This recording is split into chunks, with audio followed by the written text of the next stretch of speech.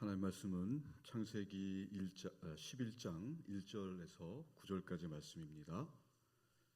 창세기 11장 1절로 9절까지의 말씀을 교독하시겠습니다. 교독하신 후에 마지막 절은 함께 읽도록 하겠습니다. 온 땅의 언어가 하나요 말이 하나였더라.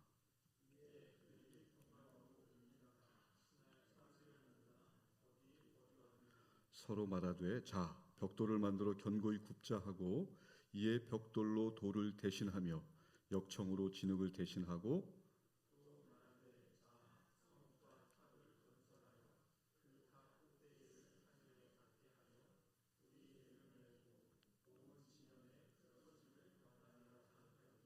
여호와께서 사람들이 건설하는 그 성읍과 탑을 보려고 내려오셨더라.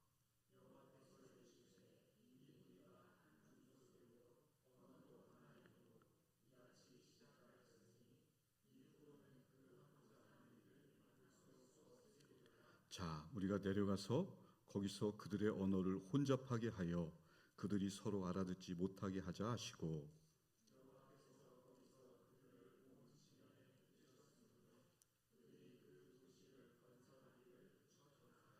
그러므로 그 이름을 바벨이라 하니 이는 여호와께서 거기서 온 땅의 언어를 혼잡하게 하셨음이니라. 여호와께서 거기서 그들을 온 지면에 흩으셨더라. 아멘. 기도하시겠습니다. 하나님 아버지 은혜를 감사합니다. 이 시간 하나님 말씀을 전하고자 합니다. 성령 하나님 역사하셔서 성경이 목적하는 바를 올바르게 전하게 하시고 듣는 모두가 밝히 알아듣는 은혜의 시간 되게 하옵소서. 설교자 입술을 오직 주님께만 의지합니다. 감사합니다. 사랑합니다. 예수님의 이름으로 기도드립니다. 아멘. 할렐루야.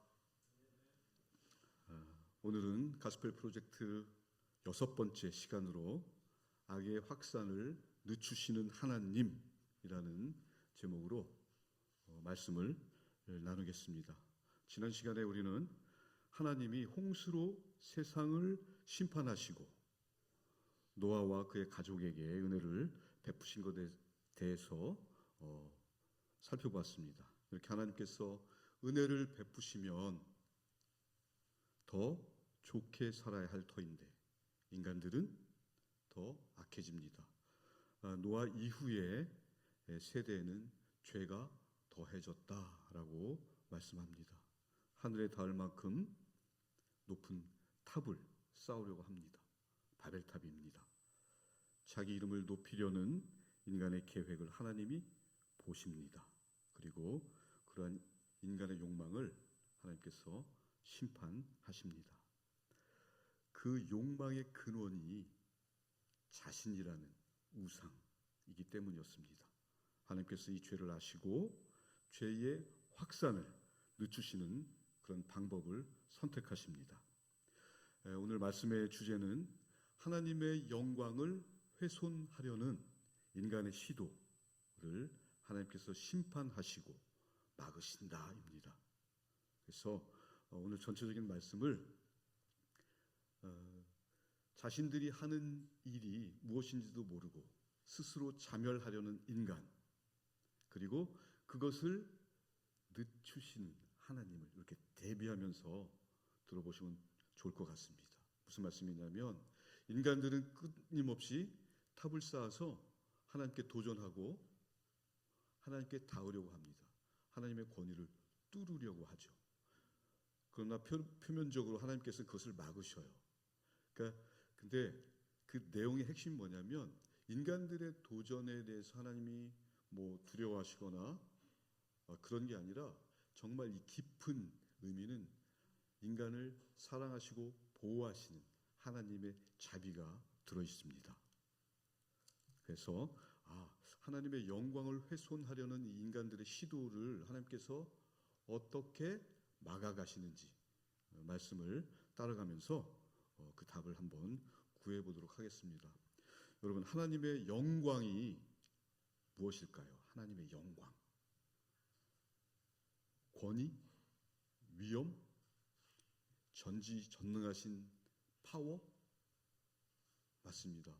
이런 모든 것들이 하나님의 영광에 속합니다. 그런데 저는 다음 말씀으로 하나님의 영광을 보고자 합니다. 에베소서 1장 3절에서 6절입니다. 그 말씀을 제가 읽도록 하겠습니다. 제가 읽을 때에 여러분께서는 이제 눈으로 따라 읽으시면서 우리라는 단어가 몇 번이나 나오는지 한번 보셨으면 좋겠습니다.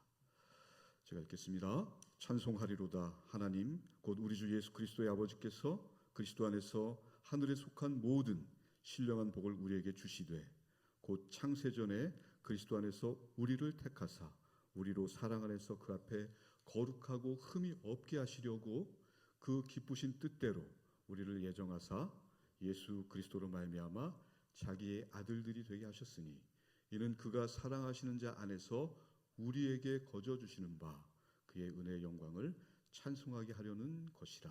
아멘. 여러분, 우리라는 단어가 몇 번 나옵니까?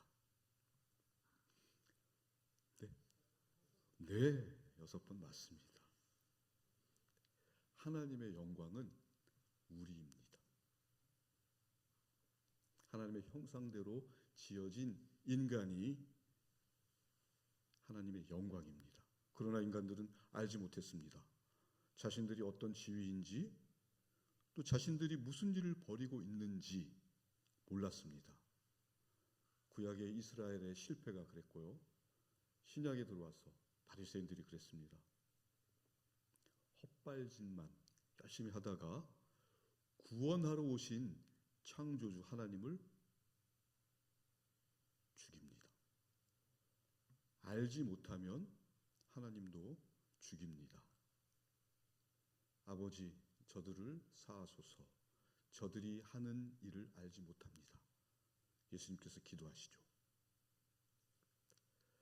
악의 확산을 늦추실 뿐 아니라 하나님이 목적하신 인간, 하나님의 영광이 되는 인간의 공멸을 막으시려고 그들을 흩으신다는 얘기가 오늘 본문입니다. 오늘의 주제를 다시 한번 보면요, 하나님의 영광을 훼손하려는 인간의 시도를 하나님이 심판하고 막으신다라고 말씀드렸는데요. 이 하나님께서 인간들의 시도를 어떻게 막으시는지, 자, 본문으로 들어가면서 하나씩 살펴보도록 하겠습니다. 첫째, 하나님이 우리의 교만과 불순종을 보십니다. 오늘 본문인 창세기 11장 1절에서 5절인데요. 제가 읽겠습니다. 본문 말씀을 앞에서 다 읽으셨기 때문에 눈으로 따라 읽으시면 되겠습니다. 온 땅의 언어가 하나요 말이 하나였더라. 이에 그들이 동방으로 옮기다가 신할 평지를 만나 거기 거류하며 서로 말하되 자 벽돌을 만들어 견고히 굽자 하고 이에 벽돌로 돌을 대신하며 역청으로 진흙을 대신하고 또 말하되 자 성읍과 탑을 건설하여 그 탑 꼭대기를 하늘에 닿게 하여 우리 이름을 내고 온 지면에 흩어짐을 면하자 하였더니 여호와께서 사람들이 건설하는 그 성읍과 탑을 보려고 내려오셨더라. 아멘. 여러분이 본문을 보시면서 혹시 문제가 되는 부분을 발견하셨습니까? 뭐가 문제라는 거지? 도시를 건설하고 탑을 짓는 게 뭐가 문제야? 뭐가 잘못된 거지? 라고 생각하시는 분들이 계실 것입니다. 그런데요, 여기에는 의미가 있습니다. 제가 예전에 한번 이 본문을 가지고 말씀을 드린 기억이 납니다. 오늘 2절에 보면 동방으로 옮기다라는 표현이 나옵니다. 여기서 동방으로 옮기다라는 뜻은 단순히 동쪽으로 이동했다라는 지리적 이동의 의미보다 하나님으로부터 멀어졌다라고 말씀드렸는데 혹시 기억나시나요? 가인이 살인을 저지르고 그렇죠? 에덴 동쪽에 거주하게 되잖아요. 마찬가지로 가인도 하나님과 멀어진 것을 의미하는 거예요. 그래서 존 스타인백의 에덴의 동쪽이라는 소설까지 제가 말씀드린 것 같은데요. 아무튼 이 동방으로 옮기다라는 표현은 한마디로 하나님으로부터 멀어졌다는 것을 의미하는 것입니다. 계속해서 4절 하반절에 보시면요. 우리 이름을 내고 흩어짐을 면하자라고 되어 있는데요. 자, 우리 이름을 내고 인간들의 오만함이 묻어나죠. 그리고 흩어짐을 면하자라는 이 말이 하나님 말씀과 정면으로 대치되는, 하나님 말씀에 정면으로 대항하는 말씀이에요. 왜냐하면 창세기 9장 1절에서 하나님께서 홍수로 멸하시고 노아와 그의 아들들에게 뭐라고 말씀하셨어요? 생육하고 번성해서 땅에 충만하라. 제2 창조, 그리고 하나님의 그 피조 세계에 대한 원대한 계획을 이렇게 명하셨는데 오늘 흩어짐을 면하자라고 그러잖아요. 생육하고 번성해서 땅에 충만하고 그러려면 땅 구석구석에 퍼져서, 그렇죠? 충만하여 하는데 한 곳에 똘똘 뭉칩니다. 그것도 자기들 힘을 키우려고, 그 힘 가지고 하나님을 대적하려고. 이제 말씀이 조금 이렇게 자세히 보이시나요? 이 바벨탑 사건은 오늘 우리에게도 시사하는 바가 큽니다. 그들은 하나님이 계시지 않는 것처럼 살았습니다. 우리도 그럴 때가 있습니다. 하나님 나라를 위해 살기보다 내 세계에 갇혀서 하나님 말씀을 외면할 때가 있습니다. 바벨탑 사건은 그런 우리의 모습을 반영하고 있는 것입니다. 자, 둘째로 하나님 우리 자신의 왕국을 세우려는 시도들을 심판하신다는 것입니다. 오늘 본문 6절에서 7절 말씀을 또 제가 읽겠습니다. 여호와께서 이르시되 이 무리가 한 족속이요 언어도 하나이므로 이같이 시작하였으니 이후로는 그 하고자 하는 일을 막을 수 없으리로다. 자, 우리가 내려가서 거기서 그들의 언어를 혼잡하게 하여 그들이 서로 알아듣지 못하게 하자 하시고. 아멘. 여러분, 하나님의 심판 이면에는 하나님의 자비가 있습니다. 오늘 본문 6절에서도 하나님의 자비로움이 나오는데요.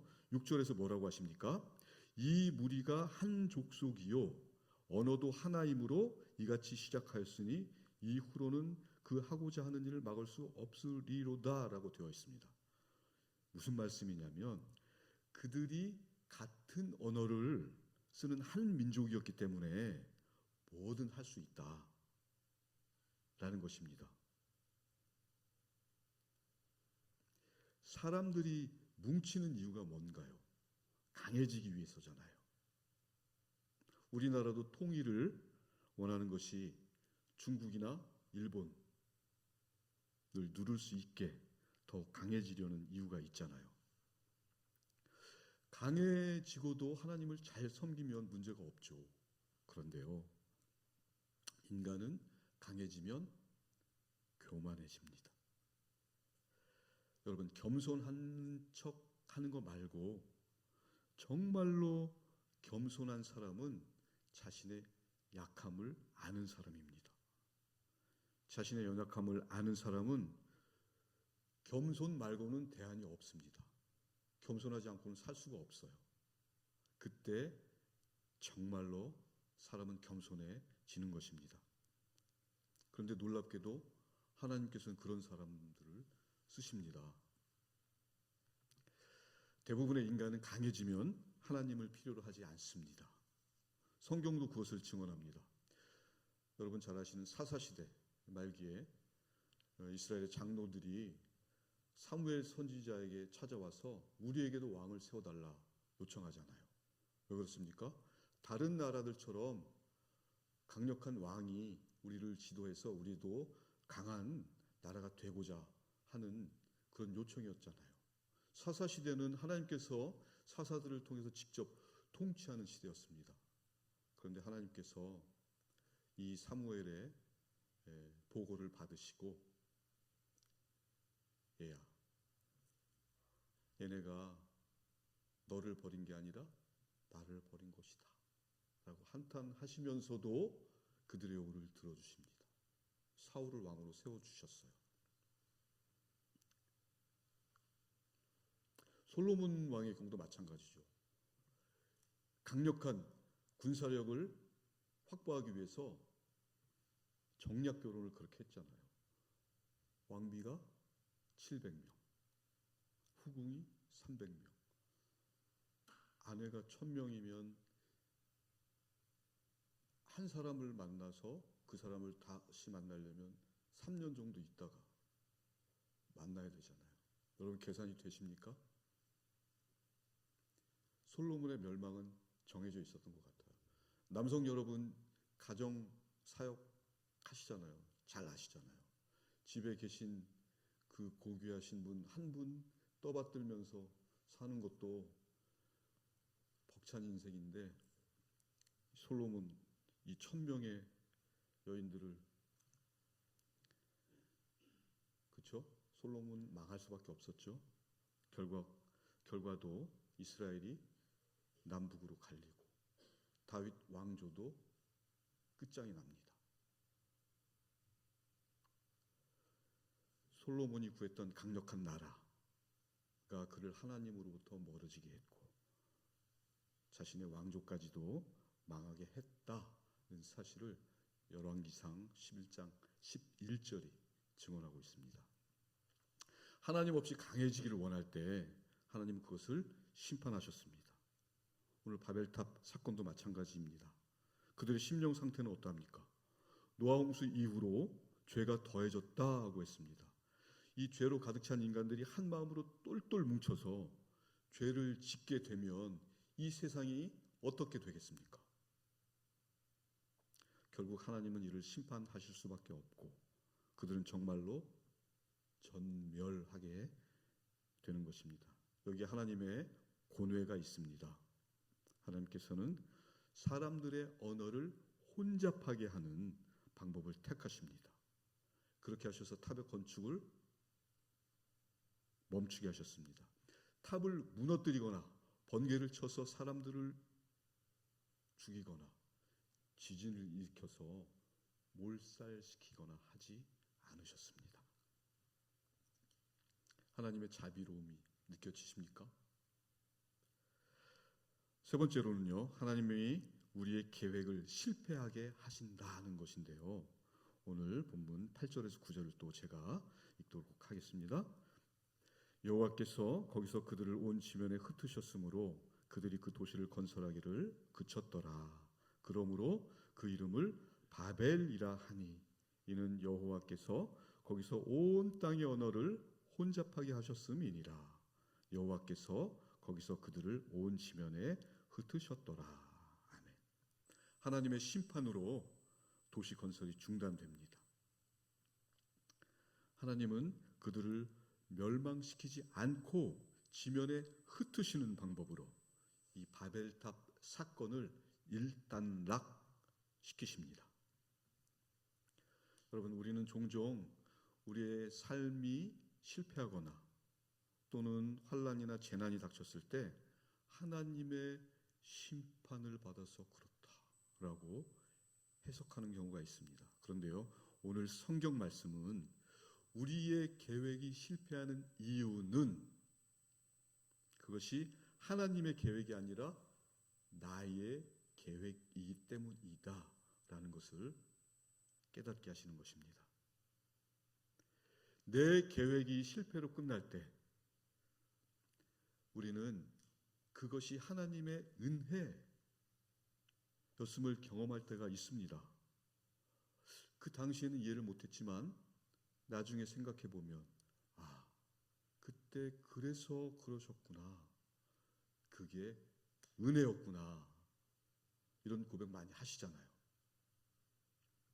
여러분, 은혜가 무엇입니까? 은혜는 하나님의 의지입니다. 이런 하나님의 은혜를 은혜 받은 사람들이 공짜라고 여기는 것은 적절치 않습니다. 부모가 자식에게 베푸는 사랑이 길 가는 아무 사람에게나 줄 수 있는 공짜처럼 값싼 것입니까? 거기에는 부모의 일생의 기대와 바람이 담겨 있습니다. 눈물과 땀으로 평생을 일군 자식에 대한 소망이 담겨 있습니다. 자녀가 성장하기를 바랍니다. 자녀가 훌륭해지기를 바라죠. 그래서 생명까지도 줍니다. 하나님께서 여러분에게 은혜를 주시는 이유는 여러분이 하나님의 자녀이기 때문에 그런 것입니다. 여러분에게 그만한 가치가 있기 때문입니다. 너희는 내 자식이다. 너희를 그렇게 둘 수 없어. 더 나아져야 된다. 더 훌륭해져야 된다. 그래서 때로는 막으시고 때로는 징계하십니다. 그렇기 때문에 예수 안에서 겪는 고난, 그것은 하나님의 더 크신 관심이요 은혜인 것입니다. 그런데 우리는 여기가 싫죠. 고난 힘드니까. 그러나 이 부분을 넘으셔야 합니다. 그것이 저와 여러분의 존재의 가치입니다. 저의 지위입니다. 예수 믿고 구원받았으면 이제 예수의 인격까지 나가야 됩니다. 그리스도의 장성한 분량이 충만한 데까지 내 인격이 자라가야 하는 것입니다. 여러분, 우리는 질그릇과 같습니다. 그런데 하나님은요, 우리 같은 질그릇에 하나님의 보배를 담으신대요. 내가 하루 중에 만나는 사람들에게 대하는 표정, 또 언어, 그 속에 하나님의 영광을 담으시겠대요. 오늘 새벽기도 때 우리 담임 목사님께서 신자는 언어 생활이 달라야 한다고 말씀해 주셨습니다. 맞습니다.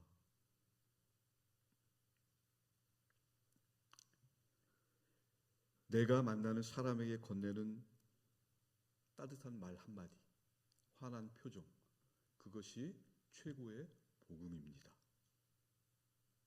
그런 말 하라고, 그런 표정 지으라고 저와 여러분 하루하루 생명을 연장시켜 주시는 거예요. 이 땅에서 삶의 기회를 더 주시는 것입니다. 하나님의 영광을 드러내는 일이 나라를 구하거나 인류를 위해서 내가 희생하거나 그런 대단한 것을 요구하시는 것이 아닙니다. 저와 여러분의 일상, 그 일상을 내가 만나는 사람에게 나의 인격으로, 나의 언어로, 나의 표정으로 따뜻함을 전하고 위로를 전할 때에 그것이 하나님의 영광을 드러내는 일인 것입니다. 여러분. 아유 지겨워. 오늘도 똑같은 하루가 시작됐네. 오늘은 이 지루한 시간을 어떻게 때울까? 이와 같은 말들은 방탕한 것입니다. 성경에서 말씀하는 방탕하다는 뜻은 하나님이 주신 시간을 의미 없이 허비하는 것입니다. 탕자에 비유해서 그것을 볼 수 있습니다. 탕자가 허랑방탕했다는 것은 주색 잡기로 재산을 날린 것을 말하는 것이 아닙니다. 아버지 품 안에서 자랄 수 있는, 훈련할 수 있는 그 시간, 그 귀한 시간을 집을 나가서 쓸데없이 허비했다는 의미인 것입니다. 그것을 허랑방탕했다라고 성경은 말씀하고 계십니다. 아버지를 떠나서 성장할 수 있는 기회를 허비한 탕자가 마침내 집으로 돌아오죠. 아버지는 환대합니다. 옷을 해입히고 반지를 끼우고 송아지를 잡고 축제를 벌이죠. 그런데 이게 끝일까요? 아니죠. 이제부터 본격적인 라운드가 시작되는 겁니다. 그렇게 그들은 행복하게 살았더래요 하게 되면 이게 구원파가 되는 것입니다. 구원받았으니 앞으로는 편하게 내 마음대로 살아야 돼. 구원이 취소될 리가 있어? 이렇게 되는 거죠. 아버지는 이제 돌아온 아들을 데리고 훈련에 들어갈 것입니다. 어떤 훈련일까요? 아버지의 후사를 잇는, 아버지의 위협을 잇는 그런 후계자가 되는 훈련입니다. 이 훈련은 아마 엄청나게 혹독한 훈련이 될 것입니다. 우리가 예수 믿고 난 후에 겪는 고난처럼 힘들 것입니다. 그런데 그렇게 자라야, 그렇게 훈련받아야 아버지의 나라를 이어받아서 통치할 수 있는 실력을 갖게 되는 것입니다. 그런 훈련을 통해서 아버지의 나라를 유업으로 받을 수 있는 것입니다. 큰아들은 이걸 몰랐죠. 아버지가 이제 작은 아들을 훈련시킨 것이라는 것을 모릅니다. 그저 염소 새끼 한 마리 안 잡아준다고 아버지 것이 다 자기 것인데 그걸 모르고 못난 짓을 하죠. 그 큰 아들의 모습이 우리의 모습입니다. 우리는 종종 예수 믿고 구원받았으니까 그걸로 됐다, 대충 때우려고 할 때가 많습니다. 11조도 하고 전도도 하니까 이만하면 됐다. 종교 행위로 나의 신앙을 퉁치고 스스로 만족하려 할 때가 있습니다. 내 하루를 어떻게 채울 것인가 고민하지 않습니다. 그저 내 믿음은 이상 없어 확인하기만을 원합니다. 여러분, 우리가 받은 구원 믿음으로 시작됐습니다. 맞습니다. 믿음으로 다 구원받을 수 있습니다. 그런데 우리가 붙들고 있는 이 믿음이 우리의 최종 목적지가 아닙니다. 출발지입니다. 솔라 피데, 오직 믿음.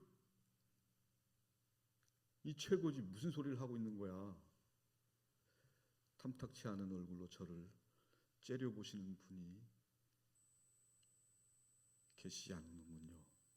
째려보시는 분이 계시다면 저도 이렇게 반박을 하고 싶었는데, 여러분 왜 그럴까요?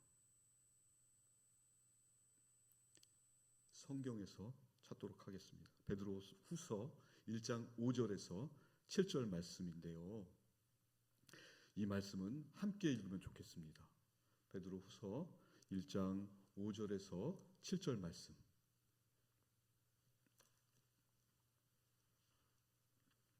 찾으셨으면 함께 읽기를 원합니다.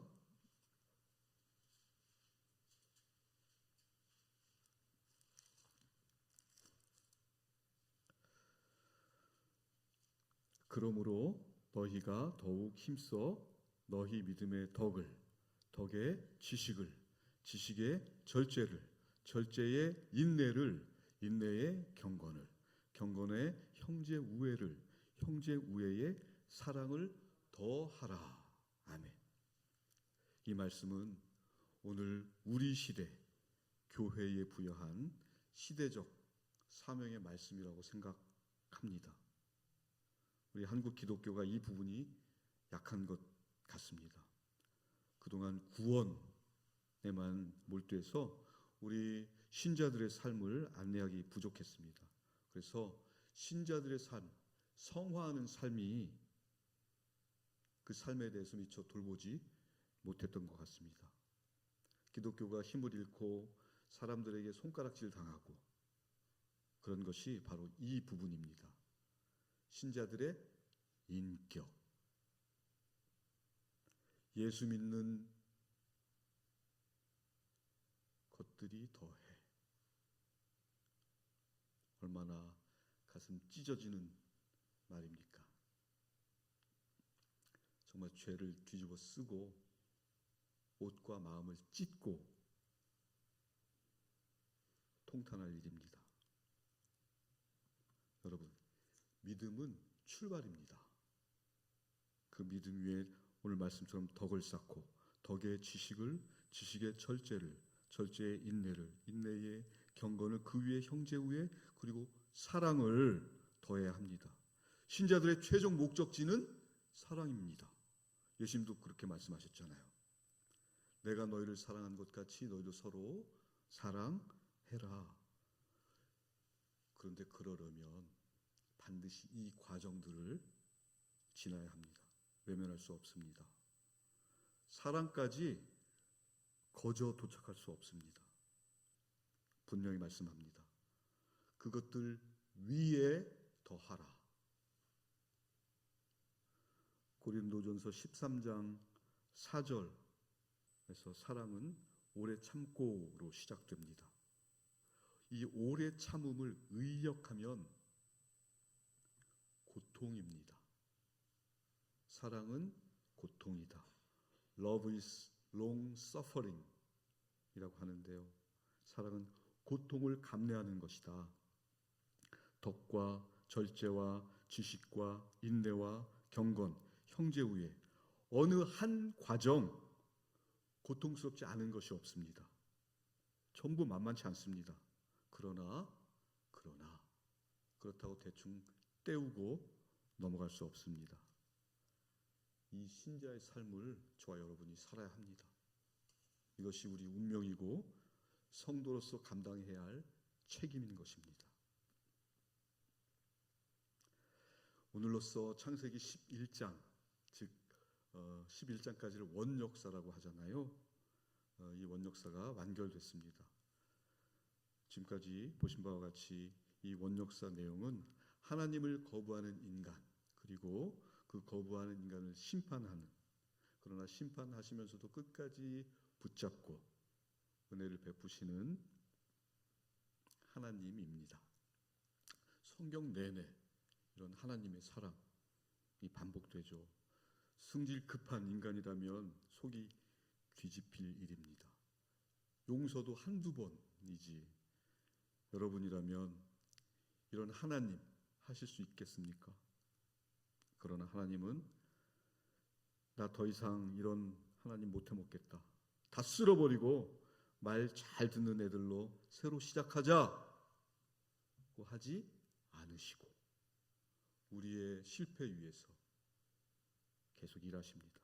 개인의 역사와 또 인류의 역사를 그 실패와 쓰라린 좌절을 통해서 계속 진행시키십니다. 어디까지요? 예수 그리스도의 오심까지. 아들을 보내셔서 우리 인간의 결정 여부와 상관없이 기필코 우리를 구원해 내셨습니다. 창조주로서, 부모로서 하나님은 책임을 다 하셨습니다. 여기가 기독교입니다. 십자가 이후에 주님의 재림, 또 창조의 완성도 우리 하나님께서 하실 것입니다. 중요한 것은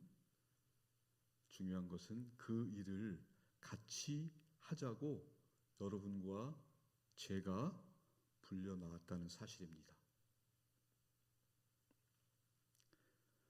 이제 나 같은 것 주께서 부르셨으니 한 번 사는 인생 그 부르심에 기쁨으로 참여해서 하루하루 날마다 남은 생명 주를 위해 드리는 저와 여러분이 되셨으면 좋겠습니다. 아멘. 기도하겠습니다. 하나님 아버지의 은혜를 감사합니다. 오늘도 말씀으로 우리 심령에 들어오셔서 함께하신 주님을 찬양합니다. 하나님의 막으심과 심판은 우리를 향한 하나님의 사랑이었습니다. 말씀을 통해 우리의 교만과 불순종을 보게 하시고 우리의 인생이 일평생 하나님 말씀에 붙잡혀 순순히 항복하는 복된 인생 되게 하옵소서. 감사합니다. 사랑합니다. 예수님의 이름으로 기도드립니다. 아멘.